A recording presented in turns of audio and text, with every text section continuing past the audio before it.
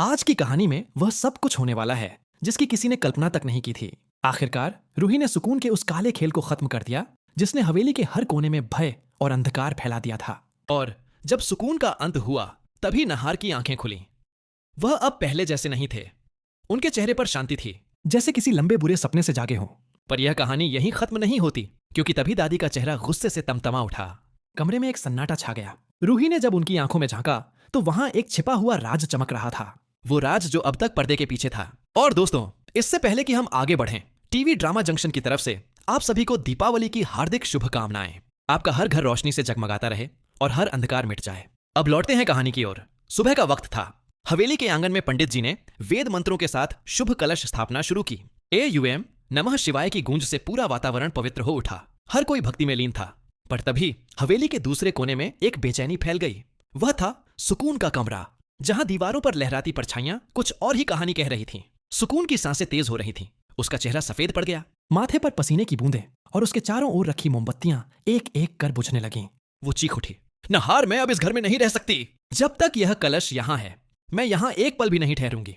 तुम तय करो, या मैं या यह कलश। नहार की आंखें सुर्ख हो गईं। उसकी आवाज भारी और क्रोधित थी। अगर इस कलश से तुम्हें तकलीफ है तो मैं अभी इसे खत्म कर दूंगा। उसने पास रखा लोहे का डंडा उठाया और तेज कदमों से मंदिर की ओर बढ़ चला। उधर मंदिर में सब शांति थी। पंडित जी मंत्र उच्चारण कर रहे थे। रूही, दादी और परिवार पूजा में बैठे थे। दीपक की लौ स्थिर थी। वातावरण में आस्था थी। अचानक रूही की नजर दरवाजे पर गई। नहार हाथ में डंडा लिए गुस्से से मंदिर की ओर बढ़ रहा था। वो चिल्लाई, नहार जी रुकिए, आप क्या करने जा रहे हैं? लेकिन नहार जैसे किसी और शक्ति के वश में था। उसकी आंखों में नफरत और बेचैनी थी। वह गरजा, अब यह कलश इस घर में नहीं रहेगा। जैसे ही उसने कदम बढ़ाया, पंडित जी ने ऊंचे स्वर में मंत्र बोला। AUM नमो भगवते रुद्राय नमः। पूरा घर कांप उठा। हवा भारी हो गई। नहार के हाथ में पकड़ा डंडा जमीन से चिपक गया। उसका शरीर झटका खाकर गिर पड़ा। पंडित जी ने गंभीर स्वर में कहा, डरो मत, यह किसी आत्मा का प्रभाव है। कोई अशुभ शक्ति इसके शरीर में प्रवेश कर चुकी है। शाम होते ही विशेष हवन की तैयारी की गई। हवन कुंड सजा, गंगा जल रखा गया और पूरा परिवार एक साथ बैठा।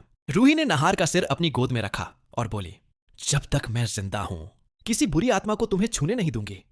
जैसे ही मंत्रोच्चारण शुरू हुआ, बाहर आसमान में बिजली कौंधी, हवा तेज हो गई। अचानक कमरे के कोने में धुआं उठा और सुकून प्रकट हुई।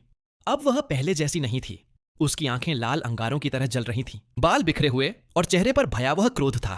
वो चिल्लाई, रूही, तुम मुझे नहीं रोक सकती। नहार अब मेरा है। पंडित जी ने तुरंत शंख बजाया और बोले, AUM अपवित्रो पवित्रो व सर्वावस्थागत गतोपवा। गंगा जल के छींटे हवा में बिखर गए। सुकून दर्द से कराहने लगी। उसका शरीर कांप उठा। रूही ने साहस जुटाया, गंगा जल की लोटा उठाया और सुकून के चेहरे पर फेंक दिया। सुकून की चीख हवेली में गूंज उठी। नहीं, उसके शरीर से धुएं का बादल उठा और वह पीछे हटने लगी। पंडित जी ने अंतिम मंत्र बोला, AUM नमो भगवते वासुदेवाय नमः। अंतिम आहुति दी गई। सुकून की परछाई धीरे धीरे धुएं में समा गई, जैसे वह कभी थी ही नहीं। पूरा घर फिर से शांत हो गया। दीपक की लौह स्थिर हो गई। धीरे धीरे नहार की आंखें खुली। वह कमजोर आवाज में बोला, रूही, मैंने क्या कर दिया? मैं तो तुम्हें ही दुख देता रहा। रूही की आंखों में आंसू थे, पर उसके चेहरे पर शांति थी। वह बोली, अब सब खत्म हो गया। नहार जी, अब सब ठीक है। हमारा घर, हमारा परिवार और हमारी आत्मा सब मुक्त हो गए। पीछे मंदिर में शंख बजा। हवा में हल्की सी खुशबू फैली, जैसे किसी ने कहा हो, जहां प्रेम और सत्य हो वहां अंधकार टिक नहीं सकता।